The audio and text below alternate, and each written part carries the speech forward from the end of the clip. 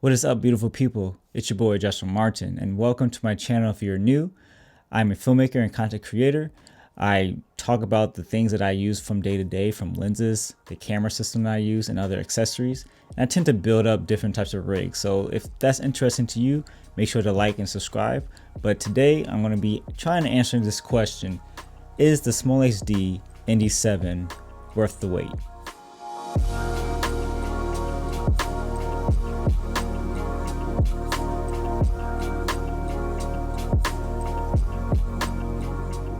So first of all, before we get into this, I just want to say I actually won this monitor in the contest that Creative Solutions had back early this year or late last year.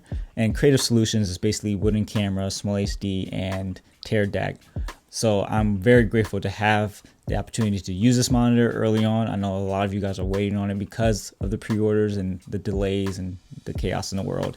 But I'll do this justice trying to answer this question and give you some of my feedback and give you some information that might be useful. Also, I will be comparing the SmallHD Indie 7 to my Swit CM75F monitor. They are both in the same price range, but they do offer different features that aid different situations. Now, overall, you should just expect a very high quality monitor. SmallHD has done a fantastic job of just dialing in the way that the UI flows, using the page system, just the text and how crisp it looks. The overall image on this monitor is very pleasing.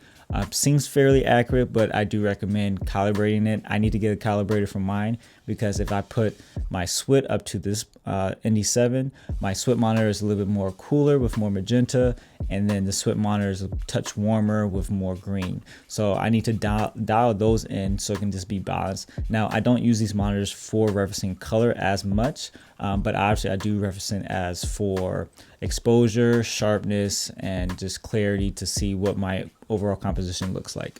So just speaking about this Indie 7 by itself, I love the direction that they chose, having the same and similar style to the CINE 7 as well as the 702 Touch, meaning it has the all metal chassis, edge-to-edge glass, still has a large bezel.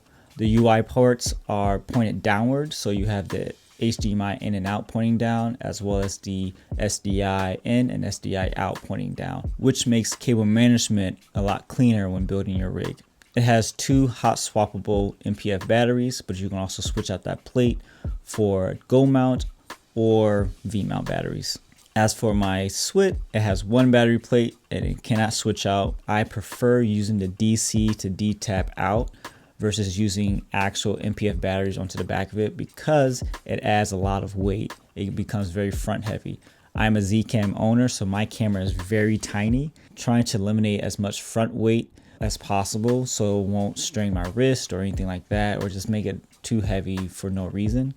Granted, I do have to build it out a little bit because I need to add the V mount or use a MPF battery that has a D tap P tap out. So in comparison to the two, the SmallHD is a better build, higher quality materials.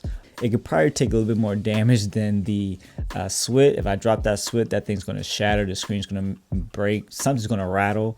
But with the SmallHD, it's built like a tank. SmallHD has kind of pushed this ability to have in their OS the ability to control like ARRI cameras, Panasonic I believe, and Red. This has the ability to control the Red Komodo, the Red Mastro, you name it, right? You just have to buy the activation key. I don't know if it comes with this little port, but my unit is a demo unit,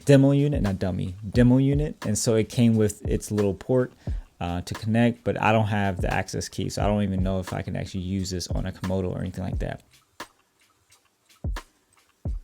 Now, SmallHD advertises this monitor to have 1000 nits, and it does. By now, I would have hoped that there would be some new innovation to have a matte screen display or some sort of nano crystal display like Mac has to greatly reduce reflection. I think that's the biggest thing. It's just this piece of glass is so reflective.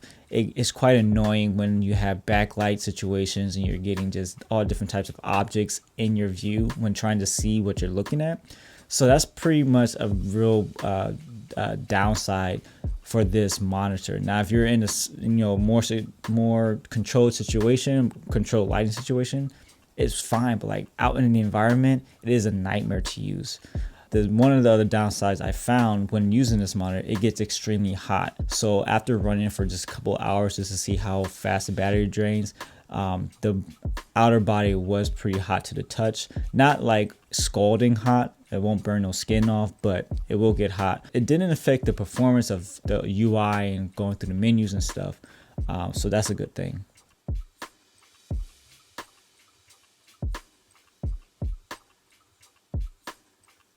Now for my use case, this monitor is perfect for the studio setting, not so much in bright daylight. 1000 nits, they try to advertise it being daylight viewable.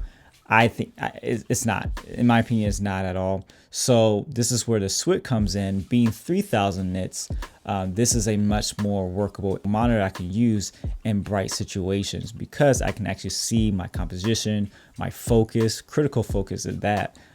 This gives me the ability to do that. It would have been nice to see this monitor be at least 1500 nits or at least on the higher end of 2200.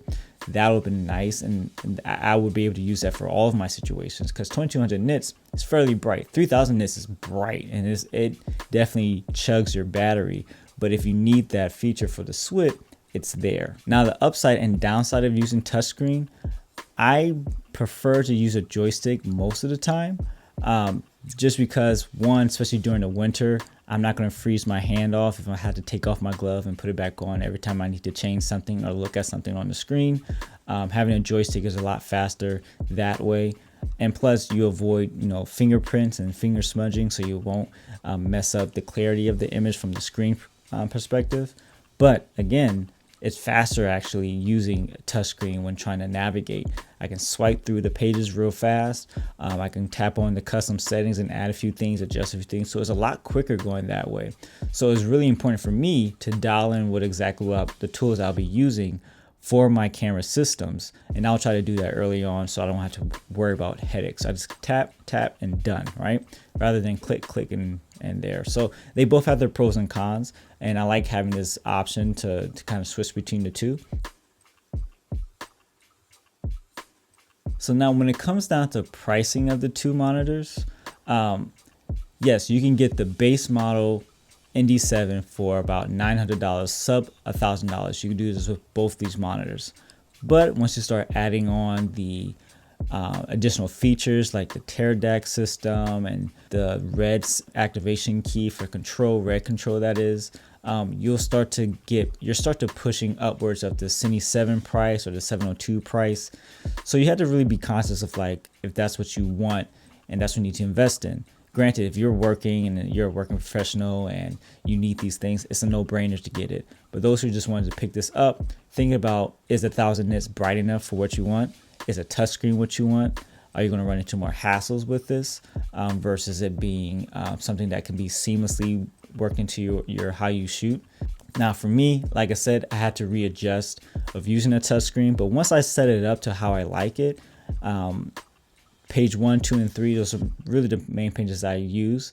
I have it ready so I can kind of just think about it with no effort. And that's what you kind of have to do with this. Same thing with the other monitor too. You just have to think about how am I using this? What are the situations I'm going to be using it in? Yeah, so guys, let me know how this video was. If there's more direct questions that you have, leave them in the comments below. And I'll probably do a follow-up video just so I can dive in a little bit more to this. This was my perspective of how I've been using it and some of the things I've noticed in comparison to the other monitors that I have. But that being said, guys, thank you for your support so far. Make sure to hit the like button and subscribe. And until then, I'll catch you guys on the next one. Peace.